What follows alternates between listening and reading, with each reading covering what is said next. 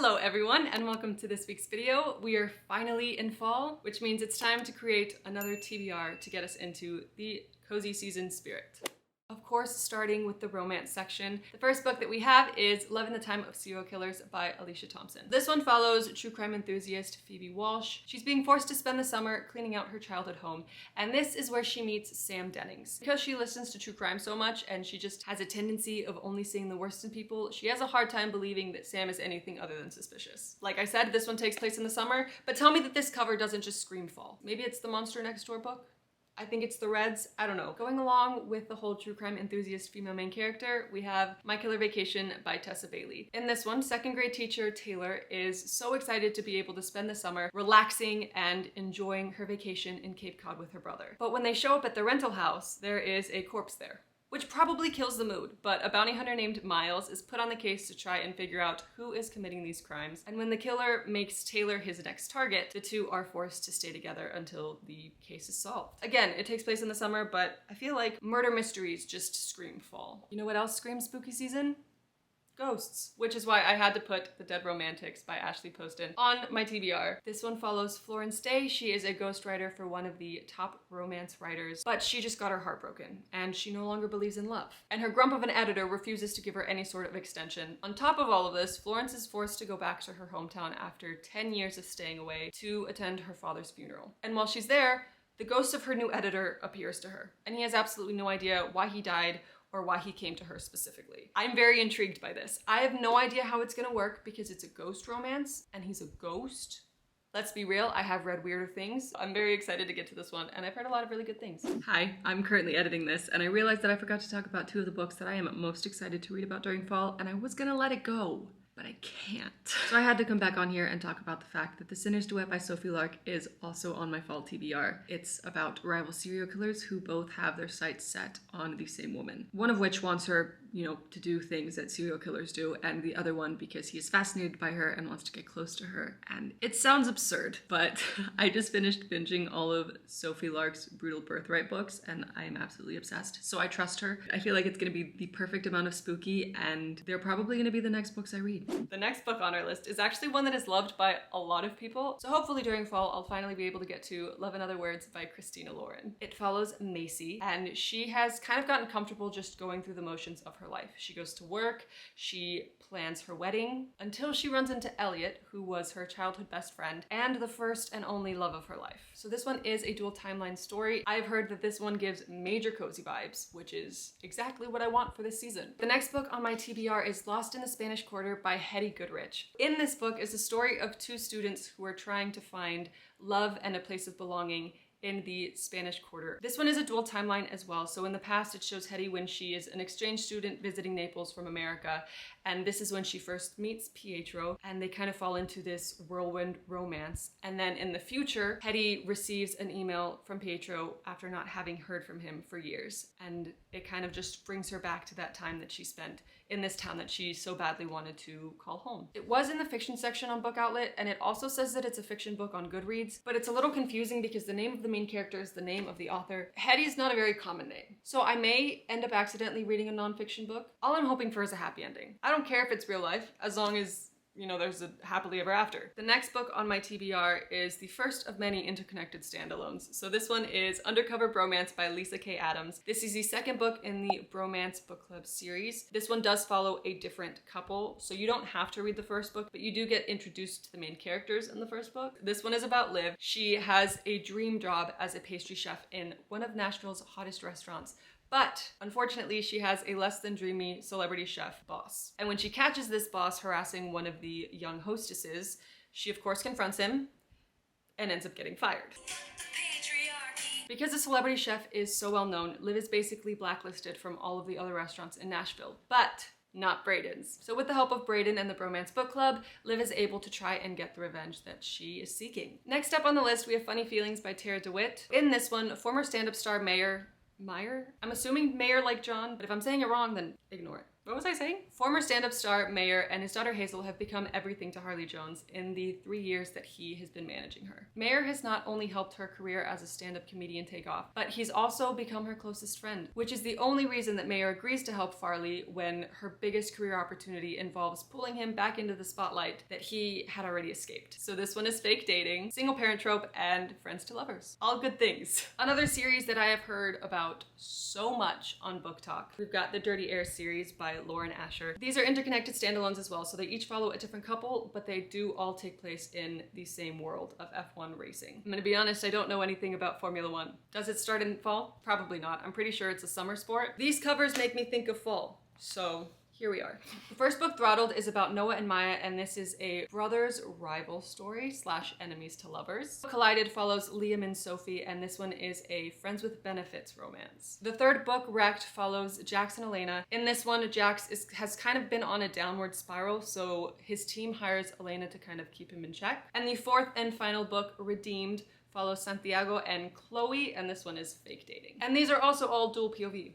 We love that. Another standalone that is a part of a series, we've got Twisted Games by Anna Huang. This is the second book in the Twisted series. Again, you don't have to read Twisted Love, but it does say on Goodreads that some of the events taking place in this book overlap with the events from the first book. So if you're gonna wanna read the whole series anyway, I would recommend reading the other one first. But this one follows Bridget. She is a princess who has always dreamed of being able to live life freely and be able to choose who she loves, but she's a princess. And when her brother abdicates, that no longer is an option for herself. So she is thrown into this life of trying to navigate the intricacies and the dangers of being next up in line for the throne, while also having to fight these feelings that she's developing for a man that she will never be able to have, also known as her bodyguard, Reese. I wasn't a huge fan of Twisted Love, but I did hear that this one was better, so I'm very excited to read it. The next book in my TBR is another one that is loved by a lot of people on Book Talk. We've got The Seven Husbands of Evelyn Hugo by Taylor Jenkins Reid. In this one, reclusive Hollywood movie icon Evelyn Hugo is finally ready to tell the truth about her scandalous and glamorous life, but she refuses to tell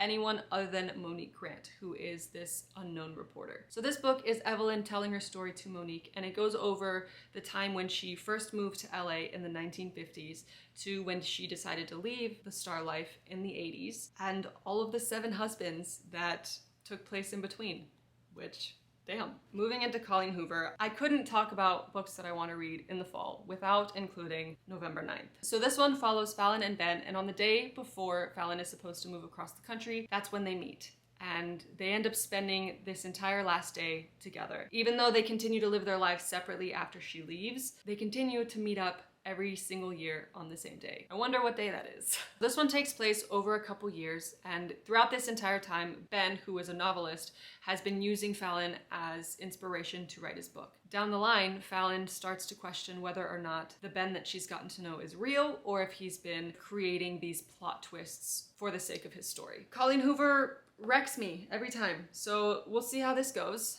and if it's actually a love story, because some of y'all lie about that. Speaking of, I am 90% sure that you lied about Verity being a romance, but this is the next book on my list. In this book, Lowen is on the brink of financial ruin when she is offered the job opportunity of a lifetime. Jeremy, who is Verity's husband, hires Lowen to come in and finish writing Verity's super popular series that she is unable to finish because she got injured. But in order to do so, Lowen has to move into their home. And as Lowen is sorting through all of Verity's notes in order to finish the series, she ends up finding the manuscript of an autobiography by Verity that Verity never meant for anybody to find. I tried to read this book last year and I couldn't do it. I was not in the right mental headspace. We'll see if I can get through it this year. Which brings us right into the fantasy/thriller category of my TBR. In this section, I do have quite a few series, and just to avoid spoiling anything for anyone, I'm just gonna go ahead and describe the first book in the series. I don't want to accidentally ruin anybody's fun. Starting off, we've got the Serpent and Dove trilogy. I have already read the first one, so I really just need to read Blood and Honey and Gods and Monsters. When this story starts, it has been 2 years since Lou fled her coven,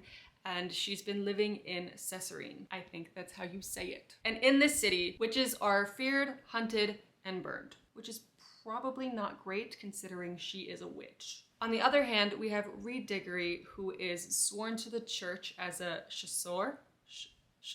I'm taking French on Duolingo, but we're not there yet. And he has spent his entire life living by one principle, which is thou shalt not suffer a witch to live. And Lou and Reed end up being forced into a marriage. And Reed has no idea who she really is or what she really is. Another series that I have already started, we have Kingdom of the Wicked. I have read Kingdom of the Wicked and Kingdom of the Cursed, but Kingdom of the Feared comes out, I think, in like a week. This one is also about witches, and it starts off with Amelia and Vittoria, they're twin sisters, twin witches, twitches, who live in a small town in Italy with their family when a series of mysterious witch murders begin. And then Vittoria ends up being one of the victims. Amelia, who is usually the soft-spoken one, vows to avenge her sister. And in the process of trying to do so, she ends up accidentally summoning a demon.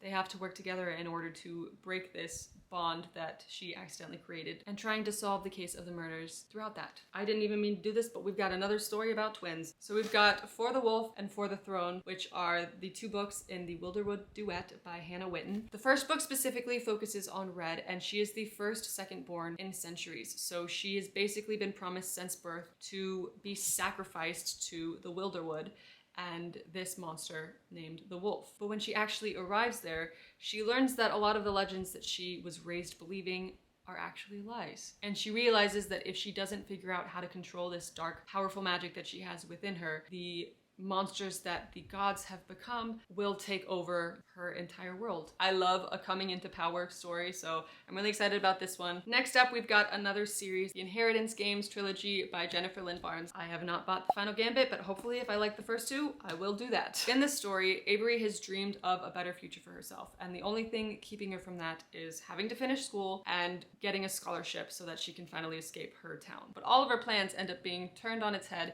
when she ends up receiving billionaire Tobias Hawthorne's inheritance. And the weird thing about that is that she doesn't know who Tobias Hawthorne is or why he chose her to have his money. And in order to receive the inheritance, Avery has to move into Hawthorne's old mansion filled with secrets and mysteries, and also his 4 grandsons. Hopefully the doors have locks. It sounds like Clue. That's what it reminds me of. I'm into it. Next up, we have House of Hollow by Crystal Sutherland. It follows Iris, who, when she and her 2 sisters were younger, something happened to them that they don't quite remember, but they know happened because they all have an identical scar. And ever since then, weird things have kind of just always followed her around. Now that she's 17, she spent the majority of her life trying to avoid all of that weirdness. But when her oldest sister Gray goes missing under mysterious circumstances, she is slowly starting to gain memories from that time that she went missing as a child. Even though it is a thriller, I have a feeling that it's not going to be too bad because it's young adult. Why would they traumatize the children, right? And I'm sure it's not going to be worse than Verity. This next book is technically more sci-fi, but we're including it here anyway. And it's This Is How You Lose the Time War by Amal El-Matar and Max Gladstone. So this one takes place in the future in a dying world. In this world, a commandant finds a letter that begins an unlikely correspondence between 2 rival agents from opposing sides. What begins as taunting ends up growing into something more. But that something more is really dangerous because it could cost the agents their lives if anybody from their side finds out. And despite the fact that these 2 rival agents are able to create this bond, there is still a war happening. So one side has to win. It sounds kind of heartbreaking if I'm being totally honest. I don't know how this one could have a happily ever after, but it's super short and I've heard amazing things, so I feel like I have to read it anyway. I'll just read something happy afterwards. And finally, onto the last books in my fall TBR, we have An Ember in the Ashes series by Saba Tahir. So in this world, Defiance is met with death under the Martial Empire. And Leia, who lives with her grandparents and her brother, have never challenged the Empire because they've seen what happens to people who do. So they kind of stay under the radar until one day her older brother is arrested for treason. So when the rebels promise to rescue her brother in exchange for her help, Leia ends up risking her life to spy for the rebels, and she infiltrates the Empire's greatest military academy. This one sounds so good. The only reason I haven't read it yet is because I know that once I start it, I'm not gonna be able to stop, so I'm very excited to read these. That is some of it. I could never in my life do all of that, but that's it for my fall TBR. I need to put these down. My arms are literally shaking. I need to go to the gym more. It looks like I have a really great couple months of reading ahead of me, so I'm very excited about that. If you also do TBRs, let me know what books you're most excited to read from yours in the comments. And if you enjoyed this video, of course, don't forget to give it a thumbs up, subscribe, and hit the notification bell so you never miss a Friday upload. And I will see you guys all in next week's video. Bye!